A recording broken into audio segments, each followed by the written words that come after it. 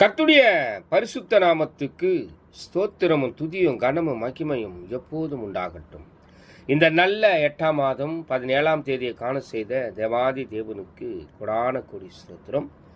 கர்த்தரின் மகிமை ஆத்துமா ஆதாயம் சுவிசேஷ ஊழியத்தின் சார்பாக இன்றைய நாளுக்கான சில நிமிட தேவ செய்தி கேளுங்கள். இனி காலம் செல்லாது, என் ஆண்டவராய் இயேசு கிறிஸ்து வரப்போகிறார். ஆயத்தமாயிருங்கள். அநேகரை ஆயத்தப்படுத்தி ஆண்டவர் பக்கமாய் திருப்புங்கள். பக்கத்துணையாய் கர்த்தர் எப்போதும் உங்களோடு கூட இருந்து எல்லா காரியத்தையும் வாய்க்க பண்ணுவார்.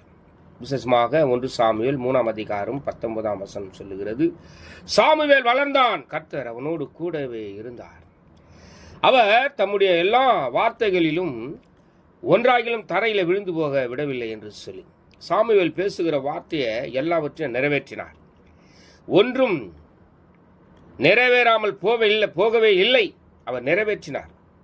அவர் வளர்ந்தார். ஆவிக்குரிய ஜீவியத்திலே வளர்ந்தார். ஆலோசனை கொடுப்பதிலே வளர்ந்தார். தேவ சமூகத்திலே வளர்ந்தார். அவர் எல்லா ஞானத்திலும் அறிவிலும் புத்தியிலும் வளர்ந்தார். தேவனை உயர்த்துகிற உயர்விலே வளர்ந்தார்.